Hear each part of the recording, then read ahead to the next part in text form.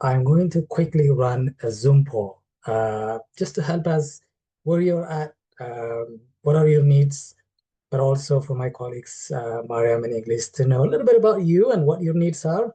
Here are the results. Maryam, Eglys, you can see the results, right? Okay, for question number one, uh, the challenge.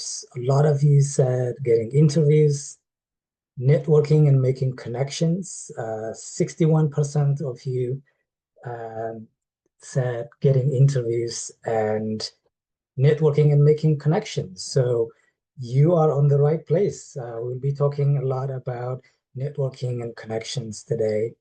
For question number two, uh, majority of you said no, but you're curious. Again, you are in the right place. We'll be talking about the value of career coaching, career navigation support, and a few of you, 29% of you said you participated in career coaching, but it was not helpful.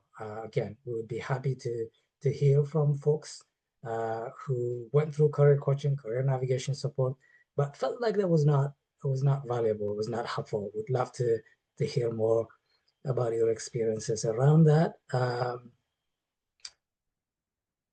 Expectations. If you are a career coach, 64% said job interviews, 68% said advice on job strategies, and others said tangible support on securing employment, as well as increased self-awareness. Oh, a lot of people said yes to whether or not they relied on networking and personal connections back home. And a few of you said yes, but not in the same way as it's done in Canada. Again, which would be interesting to hear in what way it was not the same way as in Canada. The second last question is, what is your level of comfort with networking in Canada? Somewhat comfortable. I try when I can. Again, we'll talk about today on how to uh, feel better on networking. What are some of the strategies, the tools that you can use? And we're very, very honored to have joined by Precious, who successfully navigated networking and managed to find meaningful employment. Um, Precious will share some of the insights, the tips that he used.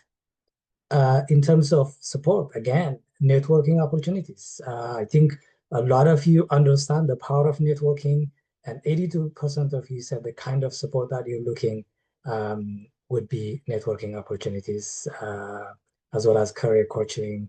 Okay, excellent. We're very glad that we ran this poll. I think now we have a better understanding of what your needs are, what your priorities are. And now we'll jump into a few questions that I have. Just stop this. Okay. So again, as I said, I am honored to be joined in today's Ask Me Anything session by my colleagues Eglys Perez, as well as Maryam Nehrir, and uh,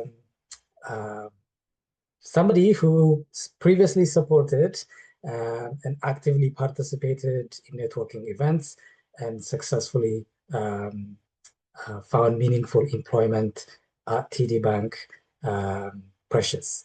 And so I would, instead of me introducing them, I'm just going to have them introduce themselves in a little bit more details than you would usually introduce yourself. Precious, I'm going to start with you if you don't mind. Just tell us a little bit about yourself before getting into how you navigated networking and whatnot. We'll get into that question. But tell us a little bit about yourself and your career journey back home as well as in Canada.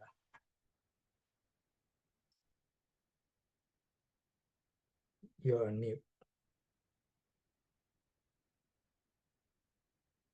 Can you guys hear me now? We can hear you now, yeah. Okay.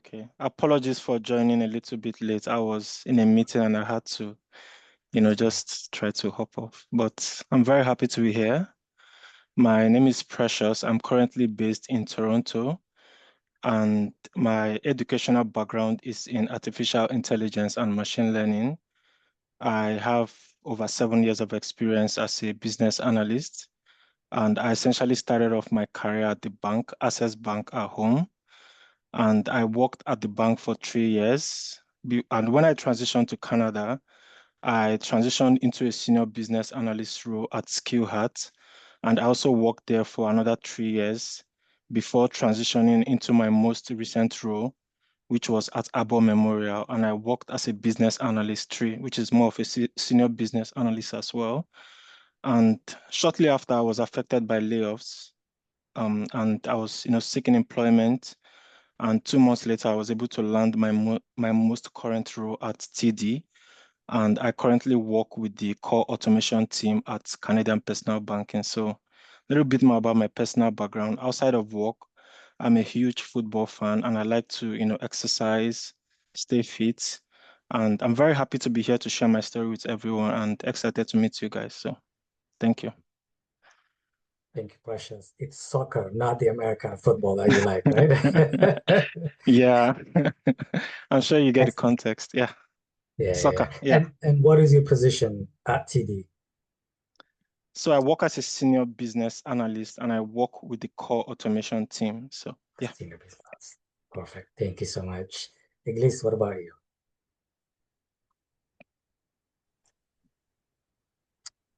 We can't hear you. I think she's on mute. No, Can you hear me like this? now we can hear Yes. you now. Yeah, we can hear you now. It's just with my earphones, so we'll just forget those. So my name's Eglys, and it's great to be here with everybody.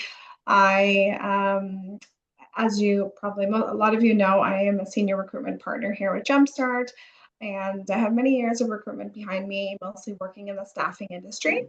And last year joined Jumpstart, which was a very exciting turn of events for myself, just going into such a wonderful organization and being able to work with you guys. So it's great to be here. Yeah, it's been pretty. I mean, in terms of my personal background, I am the youngest of immigrants from Venezuela, and was raised here in Canada, but definitely lived through a lot of the challenges that most newcomers face. Not just myself. I mean, it was really through my parents and the struggles that they went through. So a lot of things resonate, and I'm hoping that I can provide some valuable insight to everybody. Thank you. Awesome. Thanks, Eglys. Maryam, what about you? Yes. Hi, everybody. My name is Maryam. It's so exciting to be here, and it's lovely to meet you, Precious, and everyone else. I saw some familiar names in the participants list, which is great to see some clients coming to our events, previous clients, and I would like to hear from others during this session. So my name is Maryam. I'm a talent partner with the career navigation team at Jumpstart. I joined the organization about 4 months ago, and my professional background before joining Jumpstart, I'm not telling you how many exactly years, but I have a few years of experience in teaching ESL industry and teaching English as a second language. And then I transitioned from adult learning and education into employment services and career development for about 8 years through, I'm just saying it just like this, but it did not happen just like that. I did a lot of networking, volunteering, some extra training and certification, which has gradually and slowly helped me grow in this industry. And I have worked in some other nonprofit organizations before Jumpstart at the University of Toronto before I joined here as a career educator. And I'm proud to say that I am a certified career development educator with both personal and professional relevant experience that I can definitely use to support my clients. I have the privilege of, again, this ability to relate to you because I also moved to Canada about 11 years ago from Iran, and many of the challenges that you face and you have to resolve are familiar to me. And I'm looking forward to hearing Precious' story in more detail and see how we can support whoever is attending today. Excellent. Thank you, everyone. And as some of you know me, I'm David. I'm the Senior Manager for our Client Engagement Program at Jumpstart Refugee Talent. I've been with Jumpstart for the past 3 years. I've had the privilege to speak with majority of you, learn from you. And as you can tell, in this panel today, we have a very rich experience, both personal and professional experience. So, as many of you indicated, career coaching, career navigation, guidance, navigating the system, creating networking opportunities are the major challenge that you're facing. So, I really hope that you take advantage of the next 50 minutes, 40 minutes that we have together.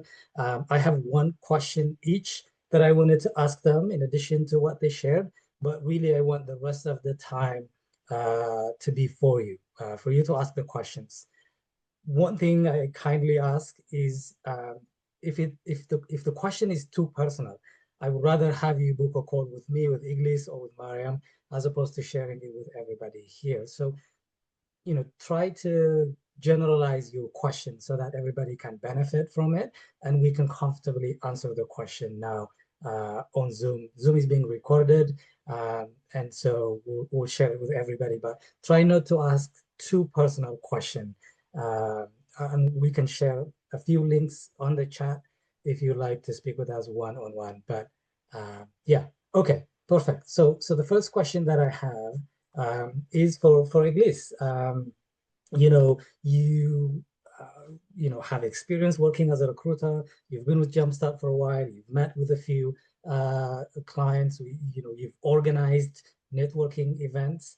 And so from your experience engaging both with employers and newcomer job seekers, what are some of the effective ways refugees can build authentic professional connections, even if when they don't have uh, somewhere to start. They don't have any local networks already. So how should they start, and how should they effectively navigate the networking uh, space? Yeah, thank you. That's a really good question. And it's always not so straightforward, of course, but I've seen the journey for a lot of, especially newcomers, but just a lot of people in general that are trying to navigate the networking scene in Canada. And one thing you have to acknowledge is that it's changed even in Canada. I mean, compared to 10 years ago, networking now looks very different. So I would say make sure that you put yourself out there as much as possible. And I know that can be tough for a lot of different people, especially when you're new to the country or if you're an introvert on top of that. But I would say number one thing, if you haven't already, I mean, I know everyone talks about LinkedIn and just the online presence, but absolutely, I mean, it is vital. So, get your LinkedIn profile up because that is a very, very, very useful tool when it comes to networking and also just kind of presenting yourself as a brand, like a professional brand, right? So that's what people are looking for. And I always say, your resume is your story, your professional story, but your LinkedIn page and what you're presenting to the world is the brand, right? As well as the way you present yourself. So, it's really, I think number one is getting your mind around that, and that it is so key right now. And I don't think it's going to change in the future. So put yourself out there, make that LinkedIn profile, and then start connecting with people. And it's not about connecting with just anybody. There has to be intention behind this. And what the intention is, it's not that you're going to land a job the first person you meet, but it has to be a bit of a more long-term approach, right? I think it's if you come at it with some curiosity and actually start connecting with people who are similar to you, right? I think that's a very, very easy connection to make. So instead of trying to go for the hiring VP, forget that. Maybe start with actually the profiles that look very similar to you, the similar background, right? The similar positions that you've come from. And then you start, reaching out. And one thing that's very popular right now, if you haven't done so, I would say don't hesitate to reach out to people and ask for a coffee chat, right? And coffee chat, sometimes it's in person, but a lot of times it just means to have a casual meeting online. So don't be afraid to do that. I think that goes for a very long way. Even just a couple weeks ago, I had a coffee chat with somebody who connected to me from someone else. I had no idea who they were. And then I ended up having an online coffee chat with them. And then 2 weeks after, had an in person coffee chat with them. So, you just never know where it's going to lead. And if you start connecting and you have chemistry with someone, I think that goes a long way. And then, of course, like, look at, again, long term, so mentorship opportunities, taking advantage of immigration services, right, and agencies like ours. Really just, again, looking at different angles, but not necessarily having that expectation that you're going to get hired from the first connection. If you do, wonderful, but at the end of the day, it's really about, it's a long term game, and it's about that professional brand that you're building through your connections, through the impressions that you're making. So, those are kind of just a few areas. I don't want to take up all the time, but I hope that helps. Absolutely. Thank you so much. Again, I think you mentioned a lot, but the long-term game, and I want people to stress on the game.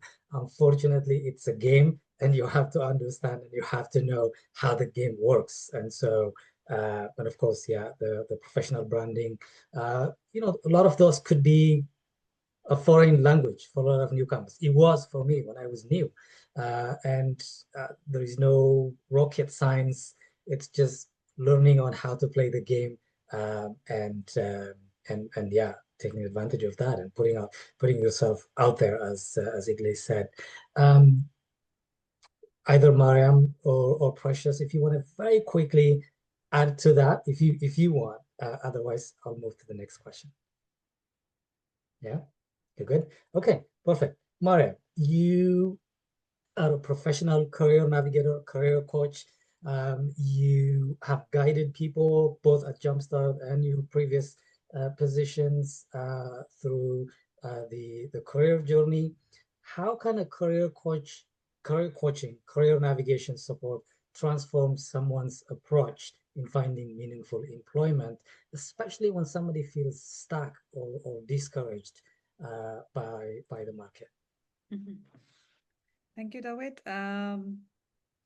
That's a big question, but I want to Mhm. start by answering that question by um, sharing the title that I have put on my LinkedIn profile. The first phrase that I use to describe myself professionally is a transition facilitator. A coach Mhm. is somebody who is there to hold your hand, to help you walk through the journey from A to B, C, D, whatever destination you choose for yourself. And there are a couple of uh, analogies that I would love to share, and I think that gives everyone here a good understanding of what employment counseling or coaching is about. One is uh, a driving example. You are the driver. You are in the driver's seat. The career coach or employment coach is like your GPS. You are the one who decides what destination you want to go. Are you going to B, C, D, or what? But the GPS is like your navigator. We help you by giving you more detailed, specific information about the routes and options that you have in front of you. And then at the end, you're in the seat, you decide which path you want to take, which you may want to take the longer way, up to you, because you enjoy the scenery. You may want to take the highway because it's faster, depending on your situation, needs, resources, and the skill set that you have and background. It's you who decide what to do or what to choose, and you are the one who again does the driving, do the work. You're the one who has to do proactively the work needed to accomplish your career, whether short term or long term goal. Another analogy that again I love is my job, my role is like a mirror. I try to hold up a mirror in front of you in a way that you would see yourself better, I would probably sometimes dust the mirror for you in a way that you are able to better realize your strengths, where you can shine better, where you need to work maybe a little more on. If there is a gap in your education background, work experience, skill set, that's how, as a coach, I will help you to gain a better and higher self awareness and understanding of yourself and the job market, what's out there for you, and then again, give you different options, tools, resources, information. You are the one who does the research and applies those tools, whether it is a personality assessment, strength fighter assessment, it's job search or labor market search. We provide the resources, you do the research based on the increased understanding and awareness that you have. You can always come back to a coach and say, hey, this is what I did. What should I do now? Next step, next strategy. So I really like the long-term investment that you both talk about, David and Eglys. I think all these are like planting the seeds for future harvest. And sometimes it takes only a week for a plant to grow and bloom, but sometimes it takes more time and more gardening and watering. So depending again on where you want to go, what do you have in your background, and how much work and energy and time you're willing to put into your own journey. A coach is there to provide advice and again help you choose, make the best informed decision in your career journey. I hope I answered that Thank you, question. Maryam. Thank you so much. Yeah, again, a lot of very rich information there and guidance and tips, right?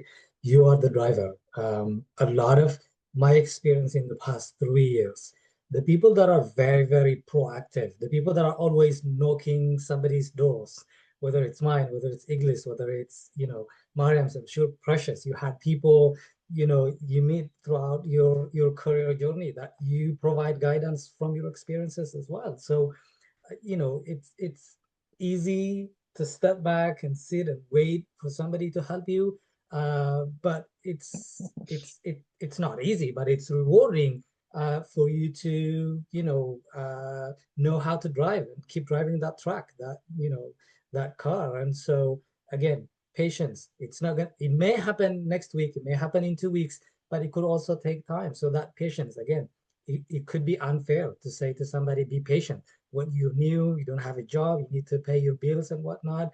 But again, unfortunately, that's the way. You have to be patient. But Mariam also mentioned you have to be very strategic, right? Being patient and keep doing anything may not work. So you have to be very strategic. That's why career coaching and career navigation is very, very helpful. As you do the work, as you navigate, as you're patient and keep doing what you need to do, you need to meet a career coach. You need to meet somebody who's professional, who would provide guidance. Again, another important point Mariam talked about, look inward and outward, right? So look inward. What are your strengths? What are your weaknesses? What are the things that you need to do? But also what's out there, right? What is the best way to, play the game, to meet the right people, where to find the people. Mariam mentioned LinkedIn.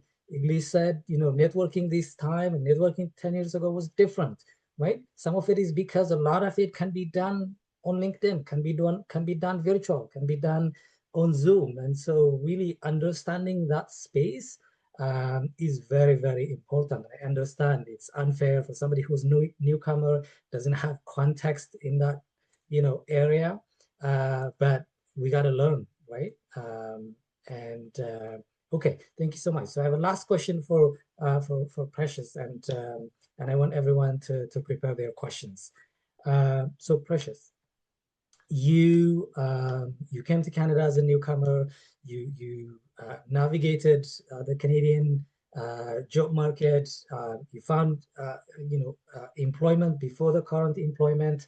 Um, you faced a layoff, and you quickly went back into the job search journey. You started networking, and you found another job. Um, can you tell us,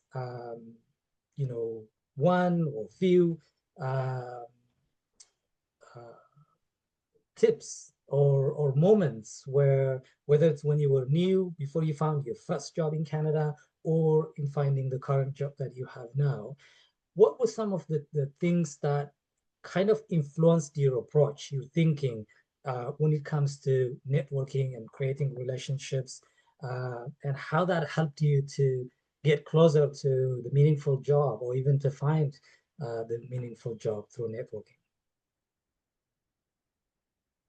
That's a very good question. And I do echo on what Maryam and Eglys has said. They made like very, very reasonable points in regards to, it's a lot of things that come into play for you to get that dream job you're waiting for or that you're searching for.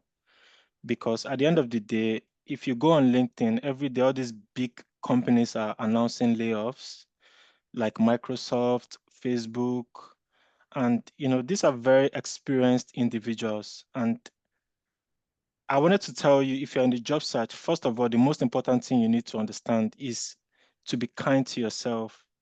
You understand? Because it might not be you. It might just be the fierce competition you're facing out there. Like imagine someone that worked at Google for like 5 years and they're still finding it very hard to get employment, right? So talk more of you that you don't even have like Canadian experience or even US experience. So first of all, you have to understand that competition first, and then you have to understand the gaps. You understand? Because it took me a while to, I was applying to jobs out there. I was frustrated. I would even at some point say they are not being fair to me. But it wasn't until I got some sort of mentorship, then I was able to see my gaps.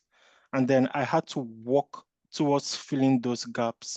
So there are 3 steps I'm going to tell you to land a job. First, your resume has to be like a superstar resume.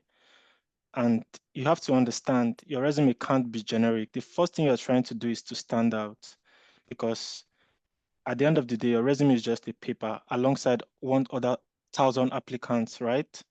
That they're looking to make a big pro 10 resume, 40, 100 and get to you. And they are interested enough to say, okay, let me pick up the phone and call this person we're looking for. So like if I was to rate my resume, if I was to place a market worth on my resume, I would say it's worth at least $1,000, because it's interview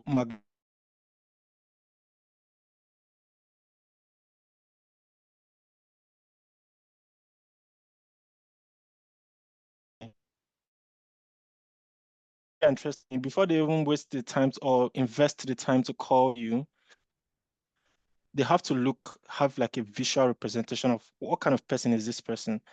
And some people get it wrong. They think LinkedIn is a place where they go to express their frustration or they go and show their weakness. At the end of the day, it's a sales platform. You have to sell yourself the best way possible. That if someone looks at after looking at your resume, they looked at your LinkedIn, they're like, wow, this person is looking very, very promising. You understand? Like if you look at my LinkedIn, it's very optimized. I took my time on everything I did there. And I'm very intentional. Also, I like what Eglys said. Intentional is the word too. Before even every word, you have to account, you have to think it 100 times over, or picture or any post you are liking, because they will check everything before anybody's giving you an offer, which comes at the very end. And then thirdly, to the point, you have to be an interview superstar, right? I've worked with a couple of students also in the past, weeks, months, and trying to watch how they even interview. Because I myself, when I started interviewing, I thought I was good. At the end of the day, I'll get a rejection email, and then I'll probably say, oh, they were racist or they were something. I'll just target something. But when I got a mentorship, they had to tell me the gaps. And when I fixed those gaps, I was killing it in interviews, right? Like if I go into an interview today, like it's going to be memorable because I already know my gaps and I've worked on it. So these 3 things, you don't want to slack on it. You want to be very, very perfect on it. And it also takes grace, networking, which is what comes into place too. Like for example, how I got my current job, it was a networking event organized by Jumpstart. And I'm very thankful to this platform. Even though I have a very busy schedule, I felt the need to come back to share this with people, because one good connection you make in person is worth more than 200 code applications you did, or even 300, or even 1K. How I got my current role, I almost didn't go. That's the funny part. Because at first I was telling myself I should be, you know, I don't have the time for this event. And I would tag myself. I know how to speak, but in person, I don't like approaching people. I just like to be by myself, right? I find it weird. But I still, if I meet someone, I could express myself, I could introduce myself, but I just don't like, you know, being out there so much. So, but I did go, and I was 5 minutes late to the event. This is not a good example, anyways, but it was just because I was in the verge of almost changing my mind, and I was going somewhere. Then I had to say, okay, let me just go. And I came back home, quickly showered, and I went there. Then getting to the event, here's where it gets interesting. What I met at the event was it's exceeded my expectations because I was sitting down with VPs of like different business leads, like AI, technology. I was shocked the amount of people that was in the room, right? Because this kind of people, you wouldn't throw a code application, then your resume is in the front of a VP. I was moving from tables to table and I was seeing this VP is the lead of this. So when I met the VP that referred me to I didn't even know she was a VP, funny enough. So I introduced myself. This is where also you have to know how to, you know, sell yourself. Because on my side, in that same room, I was seeing a lot of candidates. They were introducing themselves. I'm like, this guy, you're making a lot of mistakes. Like, you shouldn't be doing this. Even though I was one of them, you understand? So I kind of was seeing their gaps. And maybe they might have not have gotten a call back. I'm just saying they have gaps to fill. You understand? Because these people, they don't want you to go out there and be rambling about, or you're not on point, or you don't even know how to sell your value. So meeting this VP, going back to my story, I introduced myself. So she was like, "Oh, Precious, I've actually saw your resume earlier on, and I was sharing, and I was, you know, discussing with one of my colleague earlier on about your resume. That I'm very glad to meet you." So we laughed, we talked, and I introduced myself. Then she introduced herself. She said, someone that she's managing, that is managing someone else, manages a team of BA. So in my head, I was trying to understand what kind of person, like, so what is your position, right? But I just felt I didn't overthink it. It wasn't until I got home, an email was already waiting for me. The the AVP already tagged my name and tagged the manager of the hiring manager. So you can imagine that much influence, and already gave a good word like, "Oh, Precious, it looks like the kind of person we are looking for in our BS. You know, I know you're hiring for BS, so interview him," right? So that role wasn't even accessible to people in the public. But because they wanted me to apply, the hiring manager had to make the role public for like 2 days. You understand? So imagine you're on LinkedIn, you apply to that role, and I was already in that process. I was already referred by a VIP that I met in person that liked me. What chances do you think you have? It will be very little, right? Me applying, I already know I'm going to get an interview. So I wasn't even like applying and hoping and praying. I already was just preparing for the interview. And then that's where opportunity meets preparation. Because I'm an interview magnet, I know how to do it very well, right?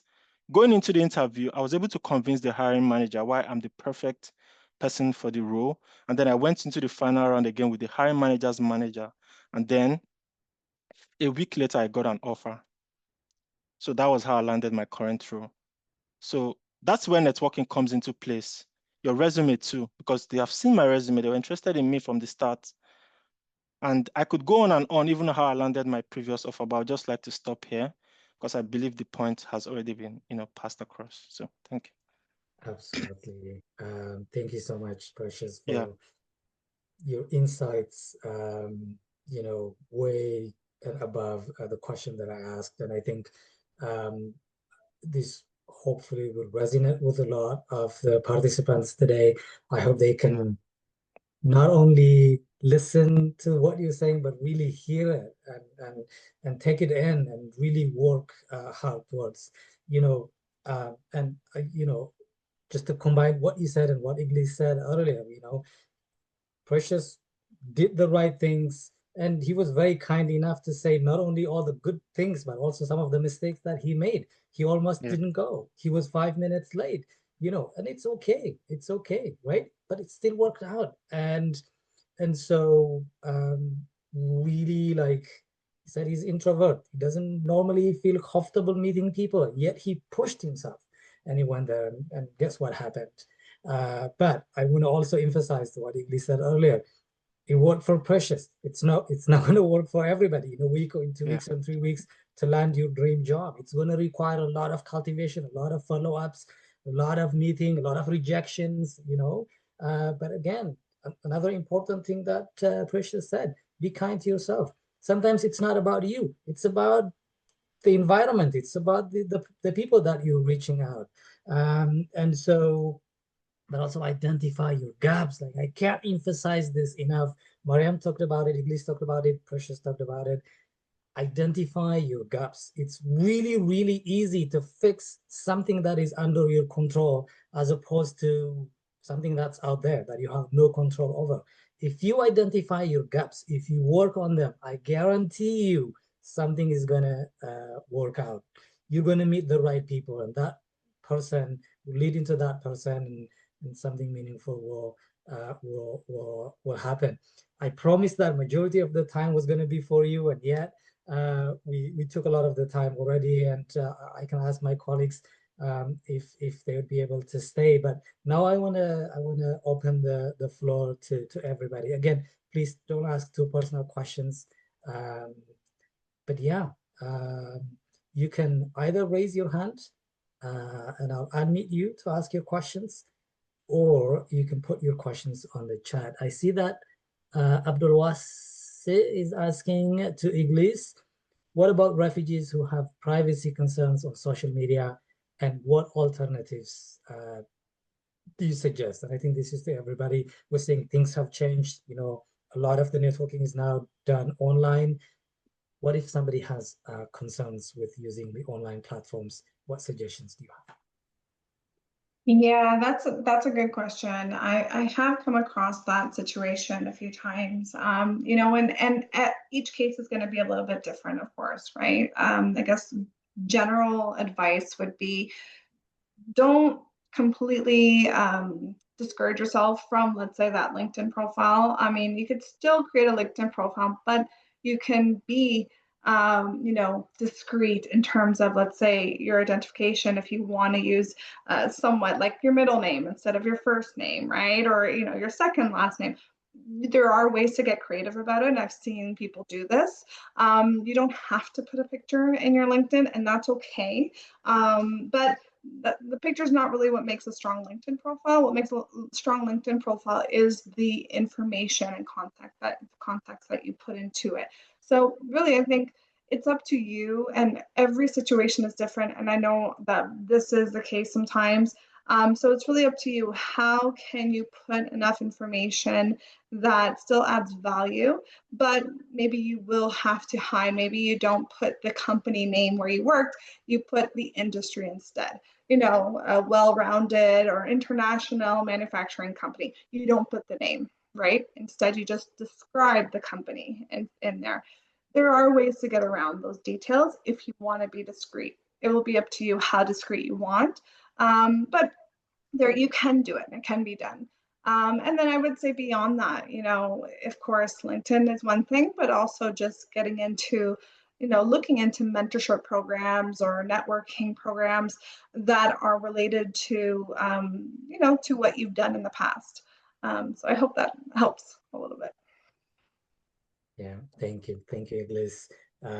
Again, I think a lot of the conversation that we had applies to this, right?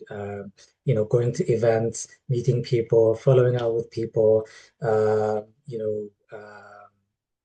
meeting with career coaches, go to hiring events, job fairs, and follow up with the people. There are a lot more that you can do. And there are plenty of resources online as well that teach you on how to effectively network and communicate and whatnot. And so, okay, so there is a question about lack of Canadian experience and Canadian employers not valuing Canadian experience. Precious, I'm curious if you can talk to that. When you found your first job, um, tell us a little bit about it. How was your international experience valued? How did you convince the employers that your experiences from back home was valuable rather to the employers? So it's actually very true that Canadian experience is valued, right? but that doesn't mean your experience from back home is not valued. Like, for example, to be in my role, you have to have had like 5 to 8 years of business analysis experience to get into a senior BA role. So had I had not added my or included my experience from back home, it wouldn't work, right? Because it wouldn't add up. So I think many people think the barrier is just on, having that Canadian experience, but it's having a balance of both. And you probably have worked somewhere in Canada. If you've been in Canada for at least 2 years, you've probably worked in Canada. So you do have Canadian experience somehow. You understand? So it's more so speaking to what they are looking for from your experience, knowing how to tailor every application, right? Like there's some information to some applications that is irrelevant.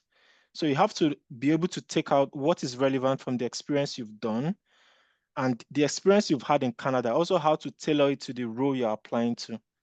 Like how I got my very first job, it was just me being like in the interview with the hiring manager. I took a boot camp, and in that boot camp, I've already done some work already. You understand, for the company, just like maybe I'm working with Refugee um here, like Jumpstart, and I was already doing some volunteer work, like say working for a while, let's say 1 year or 2 years. Then I got that opportunity. So I was telling the hiring manager in the interview, look, I'm actually very, very exceptional at process mapping, right? Like I am, if I was to rank my top BA skills, I would say it's process mapping.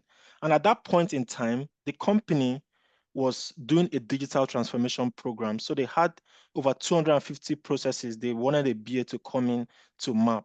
So when I had something like that at the start, I was already selling my skills. And funny enough, when I took the boot camp in my BA course, I got like 90% in the process mapping assignment, right?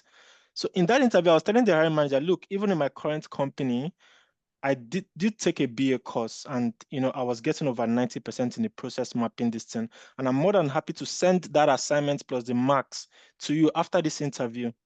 So the hiring manager on the call was like, you know what, send it to me. So after the interview, what I did was package it in a very nice way and then send it to her.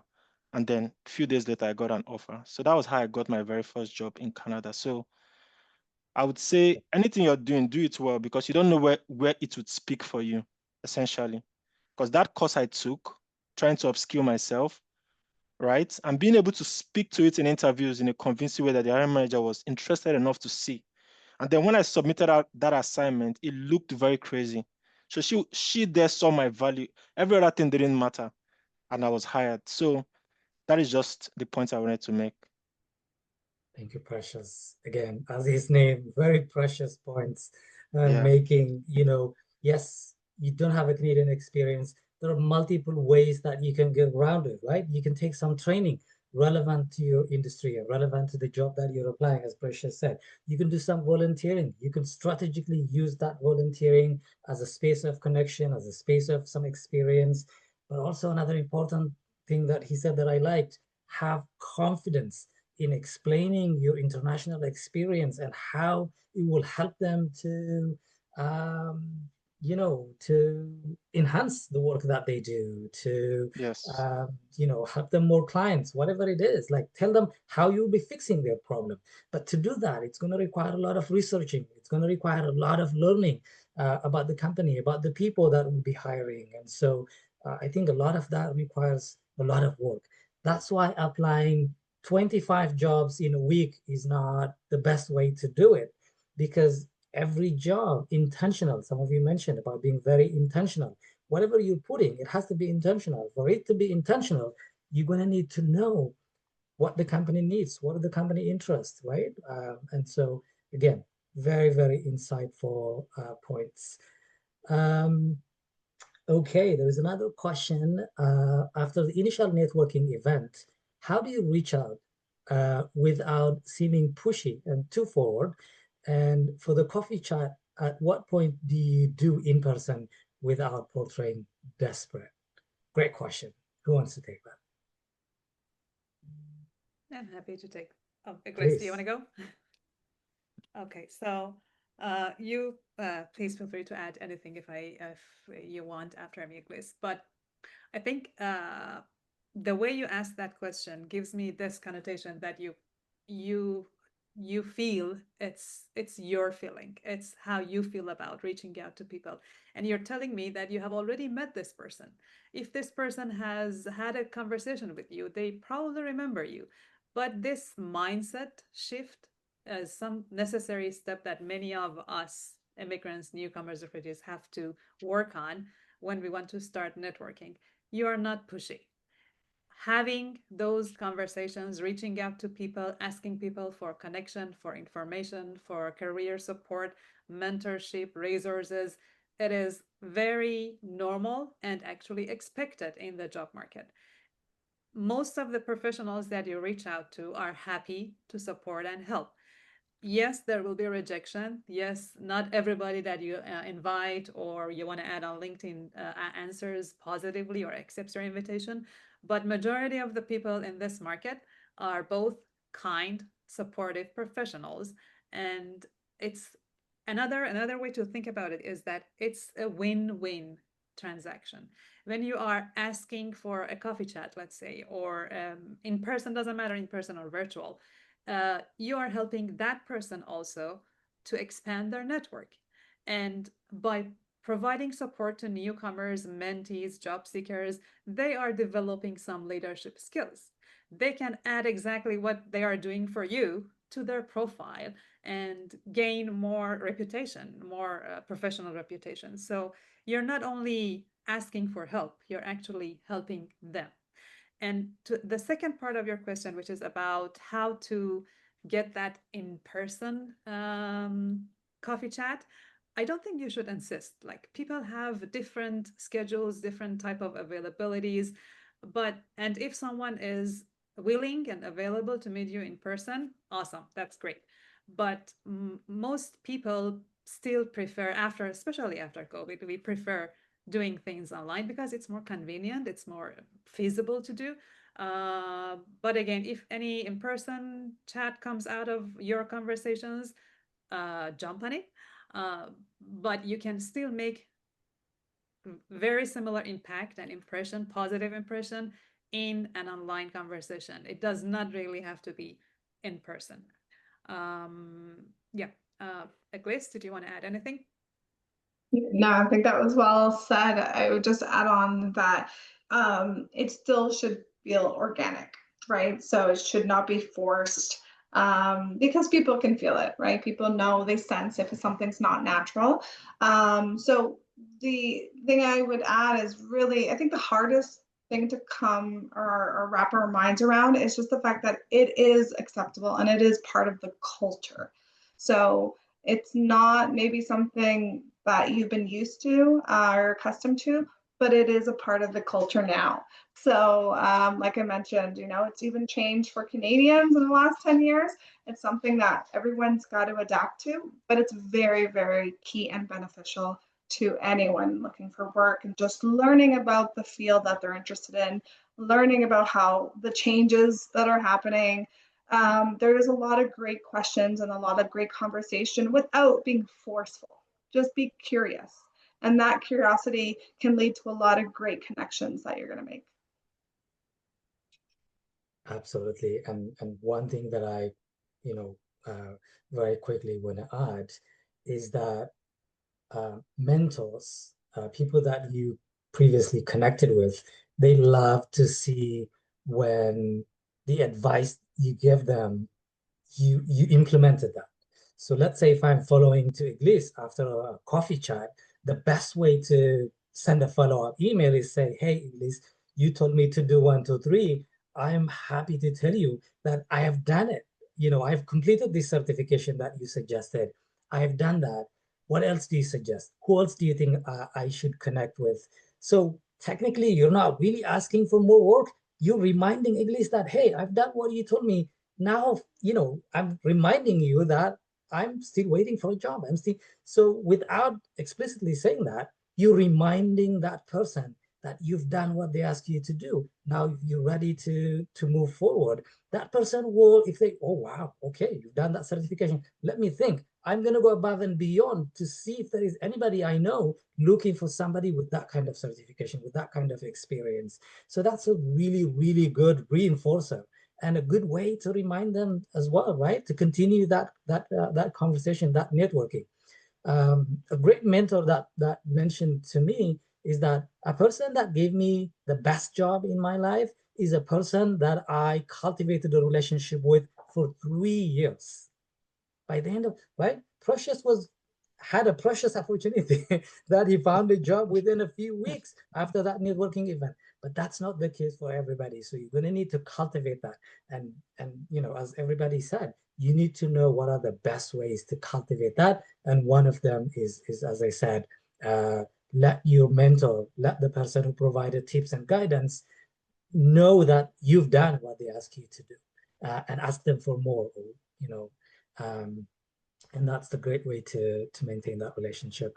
I have two people. I've been reading the questions on the chat, and a lot of you are asking very personal questions. You know, I have this experience. How can I meet with somebody? So again, in a follow-up email tomorrow or after tomorrow, I'll send you a follow-up email with a bunch of links that you can directly connect with our colleagues for that specific question that you have. And so um, I have two colleagues. Abdullah said we've already addressed your question and we're already 1 minute ahead of our scheduled time.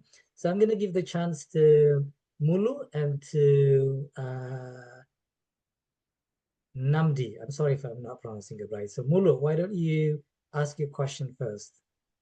You can unmute yourself and ask your question. Remember, do not ask a personal question. Try to generalize it to the best that you can. So Mulu, I unmuted you on my side. You have to unmute yourself on your side and ask a question.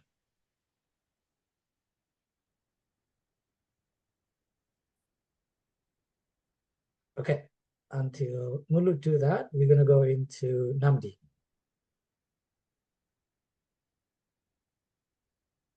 Hi, can you hear me? Yes, I can hear you. Please go on. All right, thank you so much for this great opportunity to interact with your team, Jumpstart Refugee Talent. I really appreciate this opportunity.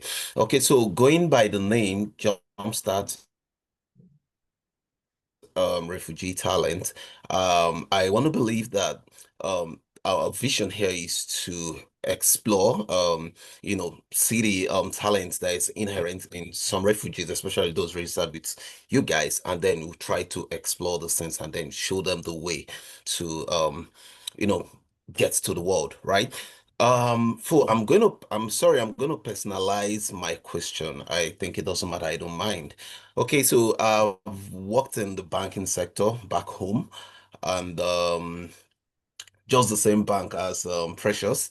Right now I'm here. So I want to switch gears. I've been in the service industries for years. I want to switch gears. I want to go into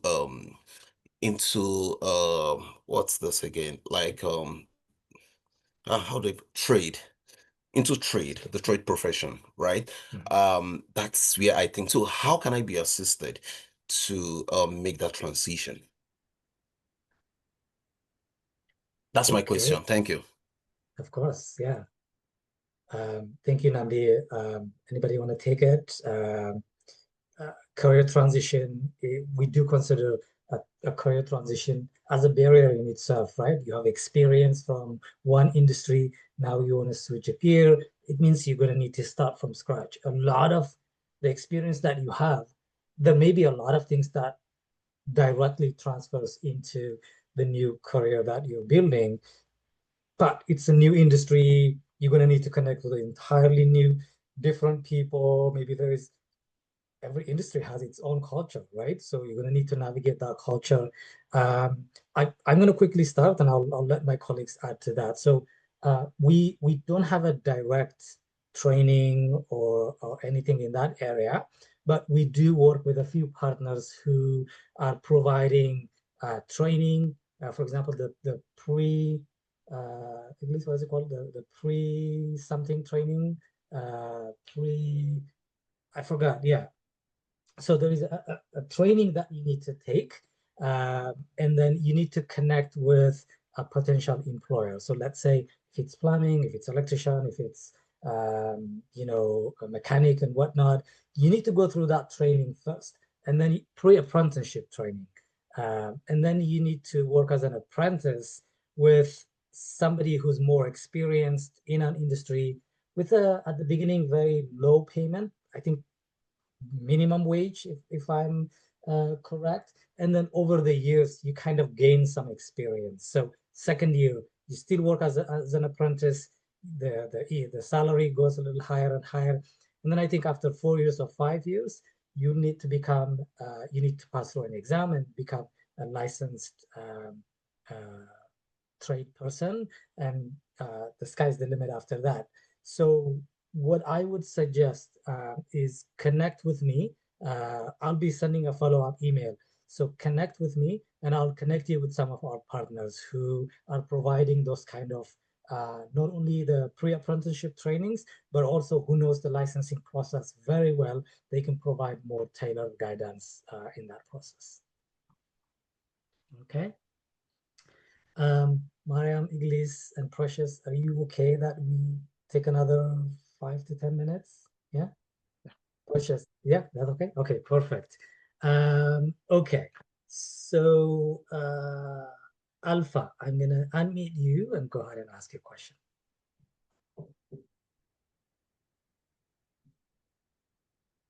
Hi, Hi. I'm Alpha. Thank you so very much, David and the team and your team. This is not my first time. I think I have been with Jumpstart for a couple of months now. Since sometime I joined Jumpstart sometime last year, around September to October or so. Yeah, but it has been tough, I could say, with job search, and I'm in Calgary, Alberta. Yeah. So back home, my background is administration, but I worked with the Civil Aviation Authority, that is the aviation industry back home.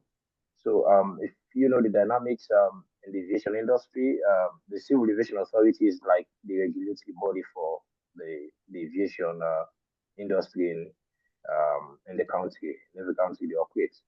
So I have 5 years of experience with the aviation, the civil aviation industry back home.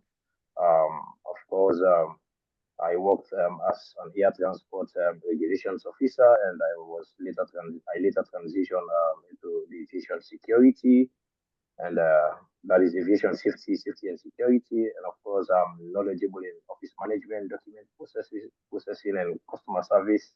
Um, Relation skilled. I'm skilled in streamlining operation, maintaining records, and ensuring efficient workflow. So coming to Canada, I have been trying to see how best I will continue in the aviation industry, but it has been tough. So specifically with the airline sector. So I don't Mhm. know what would be your advice and suggestion guiding my career path, because I don't see myself at this time changing career path. I want to continue in the aviation industry, but different sectors in the industry, if it's Mhm. the airline or what have you. So, what will be your advice, guidance, and seeing me continue my career path? That is just Okay. one. And on the side, I have sent a connection request on LinkedIn to Maria, David, and Precious. Okay, excellent. Thank you so very much. Okay. Thank you for that question. Anybody want to take it? I have admin experience in the aviation industry. I know it's really tough to get into that industry in Canada, but also I don't feel like changing a career or an industry. What do you suggest I do? What's the best way to still find a job in that tough industry in Canada? It's a tough question, I know. It's a tough question. Go ahead, Sorry, Precious. go ahead. No, go ahead. It's okay. Precious and then Eglys. Okay, so I would say the first thing is you have to at least be open-minded, because the landscape of back home and here is not the same. Maybe here there are other experience, like there are other job titles that your experience might fit into. It might not even be in the aviation industry. Like using myself an example, the previous company I worked for, which is Arbor Memorial, my ideal company would have been like a big tech company, right? But to get my foot wet, Arbor Memorial deals on, cemetery services like funeral and stuff like that. So it's not even related to like what my dream country would have been. But at the same time, the scope of my work was still related because I worked on the PMO team, right? So I would say don't just be focused on an industry. At the end of the day, you are just trying to get a job. You're just trying to, grow your career, and you don't know where that opportunity could come from. So don't limit it to just saying you want to stay in the aviation industry, because your experience could also be, very profitable for you to apply to other jobs in another industry that they might give you an interview. You never can tell. So I would say that's the first step. Be open-minded. Don't just limit yourself, because there's already not so many opportunities out there. So why do you want to, remove the other opportunities? So that's just my take from his comment. Thank you, Precious. Eglys? Yeah. Yeah, that's a great point. And then on top of that, I would also add that, these are great questions for coffee chats with people that you can network, right? So take advantage of these questions. I mean, if I were the perfect person for you to talk to about this specific industry and how to navigate in that industry, then I would, I would give you a lot of advice. But I would say my advice to you right now, because I'm not that person, is to open yourself up to those people, connect with those people, whether it's online or through other opportunities that you may have. And just say, hey, this is my situation. I hope you don't mind, but I'm really curious about the Canadian market. What are the options? And if, there are any tips that you may have, any pieces of advice. People love to be helpful. I mean, it's just human nature, I think. And I see it a lot with our programs. I see a lot with the employers that I speak with on a daily basis. I mean, it's just the notion of being a good person and helping another person and being a part of their success story goes a long way. So don't underestimate that, and make sure that you're taking advantage of the right people in that industry specifically. Thank you so much. Again, combine what Precious and Eglys said. Be open-minded. Don't limit yourself. Find the right people who would help you to get into that industry that you dream of. But also, meet people like Maryam. Have a meeting with a career coach. See what are the best way to get into that industry. What are some of the issues that you are facing? What are some of the gaps that you have? Meet with a career coach, identify those gaps, as Precious said, and that would be the good start. Mulu, I know I'm so sorry, Stefan and Yachim. I'm sorry if I'm not pronouncing it right. We're kind of running out of time, so I'm going to give a chance to Mulu because he was not able to ask earlier, or she, I'm sorry. Mulu, can you unmute? Okay, yes, you're unmute now. Go on. Hello, thank you for Hi. this chance, No worries. for helping. Because no time, my question is very short. In my back home, I have experience, telecommunication experience. It's Ericsson, it's engine or international company. It's site installation as rigger, as technician, as field engineer, because I'm working full work site installation because it's a lot of industries telecommunication in Canada. It's Rogers, Bell, but how I join for them or for certificate, I'm newcomer. it's difficult when I have full experience, but how I get the certificate and or how I join the interview. When I get the interview, I'm sure because I know how to make site, how to install and everything. I know me, but how I join it is difficult for me. Where and there's how I get the certificate. It is my question. It's short. Thank you.